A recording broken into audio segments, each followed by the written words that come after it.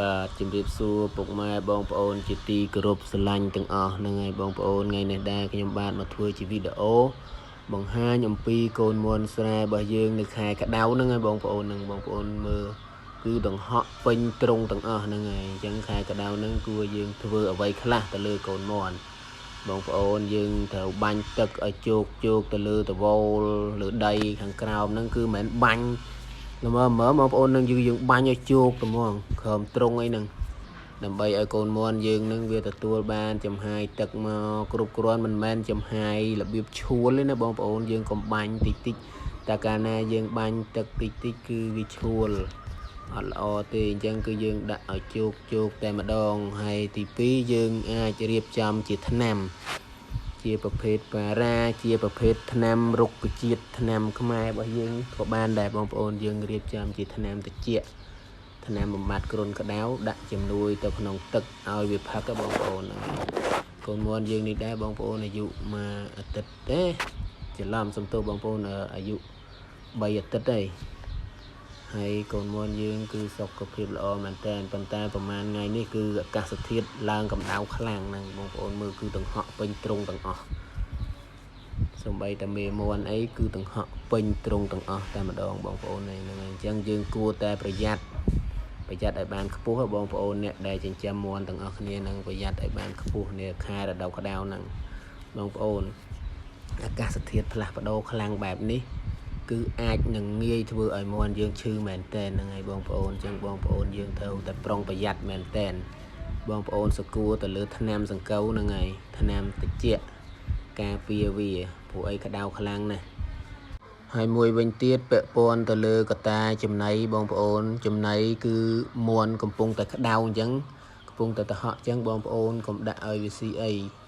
ចាំមេឃត្រជាក់ដូចថាល្ងាចរៀងត្រជាក់អញ្ចឹងណាឬក៏ថាយប់ក៏បានយើងសុកចិត្តបើកភ្លើងឲ្យស៊ីវិញបងប្អូនព្រោះអីកាលណាដែលយើងឲ្យស៊ីទាំងថ្ងៃក្តៅអញ្ចេះវាធ្វើឲ្យមាន់យើងហល់បងប្អូនជាងការហល់បកាច់ស្លាប់បកាច់ងាប់ភ្លាមហ្មងបងប្អូនហ្នឹងហើយវាអត់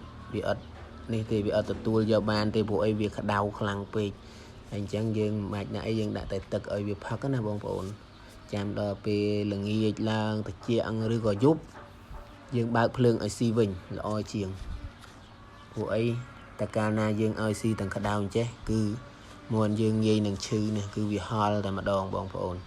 ហ្នឹងហើយបាទហើយសម្រាប់វីដេអូនេះដែរគឺមានតែប៉ុណ្ណឹងទេបងប្អូនហ្នឹងហើយបើសិនជាបងប្អូនមានតម្រូវការចង់បានកូនមាន់ស្រែយកទៅចិញ្ចឹមអីបងប្អូនអាចតាក់ទងមកខ្ញុំបានបងប្អូនខ្ញុំមានកូនមាន់ស្រែលក់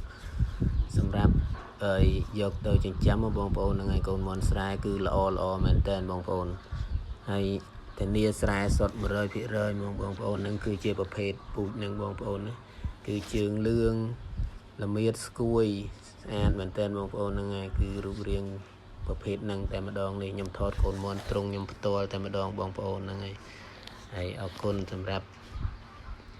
បងប្អូនដែលចូលរួមទស្សនាទាំងអស់គ្នាជូនពរសុខភាពល្អហេងក្នុងឱកាសចូលឆ្នាំខ្មែរខាងមុខនេះទាំងអស់គ្នាណាបងប្អូនសូមឲ្យបងប្អូនជួបតែសុភមង្គលនិងសំណាងល្អគ្រប់ក្រុមគ្រួសារ